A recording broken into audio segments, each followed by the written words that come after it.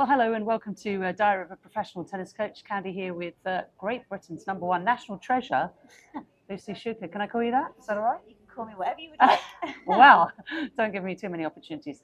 Lucy, we're going to talk a little bit about wheelchair tennis, what you've seen in the game, what you'd like to see in the game. So we're here at the Australian Open. How's the tournament been for you? Let's start there. Yeah, it's been disappointing for me personally. I lost in qualies in a match that I think was on my racket. I was 5-3 up in the third, having played a really good first set, 6-2. But you have to take those wins and losses, learn from them, get yourself back together again. But I think what Tennis Australia are doing out here is incredible. So they're putting the wheelchair matches on the show courts. So it's good to see that. We've got the juniors here as well. So yes, I think for me personally disappointing, but then outside of me as a competitor, I'm loving seeing how wheelchair tennis is growing and developing. I've been doing a little bit more wheelchair commentary, and it seems like there's more money involved, there's more tournaments involved. That's how I see it, having done the Masters in China as well. How do you see it? Are things becoming easier? I think on one hand, it's definitely getting more professional. It's getting easier. There's more interest. There's more professionalism. There is more sponsors. I think it's probably top heavy. Yeah. And that's, players earn that right. But then how do the players that are just outside the top push to get in there without that support and without that backing? When you're maybe winning or getting to finals at Grand Slams on a regular basis, the investments in them, maybe as a national level, but then also internationally they're receiving those rewards. But it's an expensive sport, isn't it? What is the answer then? Because that's always the $1,000,000 question. It's difficult for people to say, but are there any things that you think could be done better? I think getting behind individuals, like getting behind people's stories. It's not always about wins and losses. Like success can be different for everyone, and it doesn't have to be valued on that. I think every tennis player or wheelchair tennis player has a story to tell. I had a motorbike accident, 21 years old. So then I share my story because I think the stat for that alone is one person every 2 hours sustains a spinal cord injury. Is that right? In the UK, so it's pretty massive. It can happen to anyone at any time. Yeah, it can. And I was 21 years old, and yet, told I was so too disabled to play wheelchair tennis at an elite level. I've had a career that spanned 24 years. And that's people that have backed me, people that supported me, people even from my first coach, Natalie Ayton, taking me all the way to Rio. Getting 2 bronze medals, and then I got a silver in the doubles. So yeah, it's people that get behind you and support you, not just because you're guaranteed success. Yes, yeah, that's such a good thing. What's probably been the highlight of your career, would you say? There's one thing you could really point to. Ooh, you pushed me for one tough thing. One. I know it's a toughie. I think the honour of being flag bearer. Oh. I think is an incredible honour. At the London Games? No, that was Pete Norfolk. Okay. So at the Paris Games. So the last in 2024? I was flag bearer there. Oh, that's an incredible achievement. Yeah, so disappointing to not be on the podium. Yes. Having been there the last 3 games. But being a flag bearer, the way that it happens, you get put forward by your team lead, goes to Paralympics GB, get shortlisted, and then your whole of Paralympics GB gets a vote. And then I didn't think I was getting it. There were other people that were, multiple Paralympic champions and gold medalists, and then me, and So how do you get told about something like that? Do you get a letter in the mail? Do you get an email? Do you get a little WhatsApp text? Penny Briscoe, who is chef de mission for Paralympic GB, turned up at my practice court on site in Paris. Did you have any feeling? You know how sometimes good things happen and somebody walks in and you're like, oh, this could be good. No, literally, she would normally turn up anyway. Yeah. She's turned up at previous games, pops her hair over the fence, and it's the first time I've seen her, and I've known her for years. And she's an amazing lady. Remembers every single athlete by their name. And I was like, oh, Penny.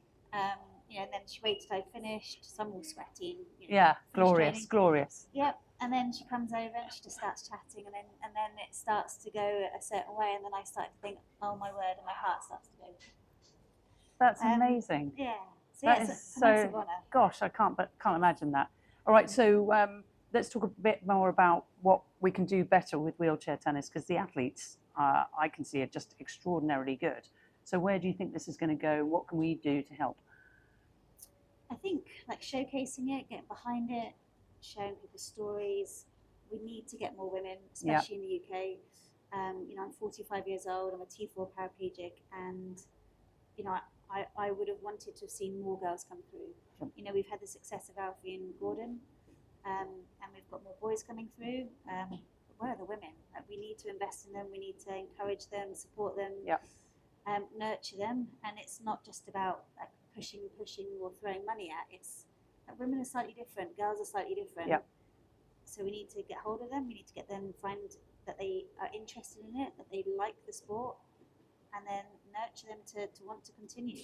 Yeah. And it not just be just tennis. Like, we've got a 12-year-old at the moment, you know, who's Lucy, and it's like she's early in her years. Another Lucy. Another Lucy, big little Lucy. Got special Lucy's. Yeah, how do we keep her? Like, she's got great talent. She's minimal disability, which is perfect.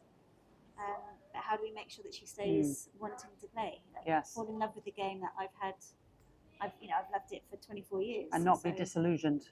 Not be disillusioned, not be put off. Yeah. But also not have too much pressure put on too early. Yeah. Whilst encouraging and supporting in the right way. That is so difficult, isn't it? Because even someone like Hannah Klugman that I know, I mean, she's got enormous pressure on her shoulders, hasn't she, being so good so early. But you want to sort of instill the love and the passion long term to do that. So what do you think, just given what you've done in your career, what's the solution to that, making sure she loves it and keeps playing? I think making the training environment supported, like challenging, because you need to be pushed. Like, every day you want to be out of your comfort zone, but do it in a safe environment. She has a great coach, Neil, working with her. But also, how does she then like learn? So, like for myself, maybe even Geordie, if she would come back and jump in a tennis chair, but like have an environment which she can be with players that have been around for years, that she can learn from, that she can take away. But yeah, I think that would be a good thing. And also around the world, like how do we nurture that with other international bodies, like with other federations? Yeah. How can we bring people together to learn from each other, and it not always be about competition? And that's one person we're talking about, Lucy, a 12-year-old. Who is there anyone else coming up that we could have a look at? In the UK, we've had Ruby and Abby that have been around for a few years now. What are their surnames? So we can. So Ruby Bishop, Okay. Abby Breakwell. Abby had the wild card for Paris. Cornelia, she's come through the Invictus Games route. Slightly older than me, but like single leg amputee, so very able. I think her passion is to qualify for Paralympics, so that's her dream, and she's still pushing for that. Brilliant. But where are the other girls? I don't know. I haven't seen them. I'd love to see them. I'd love to be invited to kind of be because they must be out there. It's just girls looking for opportunities, isn't it? And giving them, making sure that it's. Esther Vigir and the Vigir Foundation out in Holland. Yeah. They're there. They're tapping into hospitals. They're like straight away from having kids having an accident. So I think on like almost like they're discharged from hospital, but they then go in and meet somebody from there to then get hold of them straight away to go. Yeah. Like, here's what's out there, and I think the government also gives them a sports chair. So then you're eliminating that initial obstacle. Yes. From the start. Because that's sort of the barrier to entry, isn't it? It's the chair and then probably the expense and knowledge about how to get in. Yeah, so I think that aspect I think is great. So could we adopt that in the UK? Potentially. Is anyone looking into that you know of? I think we've got a great person, Matt Grover, who is starting to kind of go out there. Okay. I'm not sure exactly what he's up to with it. Again, haven't been involved in that avenue, but again, would love to. I was in Aspiring Unit for 10 months. And Aspiring Units, hospitals, people who having operations. Like, how do we tap into those people that are sustaining injuries or getting a disability of some sort? How can we get hold of them and encourage them to come to tennis? Straight away, they just need to know more, don't they? Open up more doors. And just finally, what's left for you? What do you want to achieve? Do you know what? I still love playing tennis. I still love qualifying for Grand Slams. Obviously, every tennis player would love to win a Grand Slam. It's obviously going to get harder and harder as I get older. But I still feel like I'm playing well. So whilst I'm still playing well and I'm still enjoying it, then I'd love to still be competing.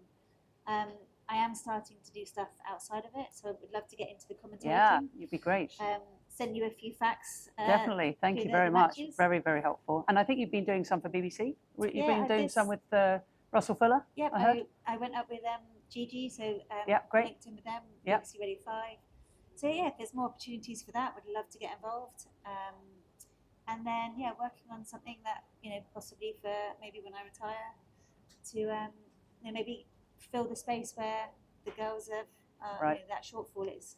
Because we need you, really, don't we? We need thank you. we need former players, current players, but players to kind of show everybody else where to go. Yeah, and how to do it. And also just to support, whether it's chair setups, whether it's enjoyment, whether it's if you play it on a social level, it's fantastic sport. You can take it all the way up to the elite level. Yeah. But the way that I could then play with friends and family and not just people who have a disability, like I love that. I love playing with my godsons. Yeah. And it's a sport that allows you to do that. So that to me is why tennis is an incredible sport. Brilliant. Well, best of luck. Thank you very much, Lisa. It's a wonderful chat. Thank you.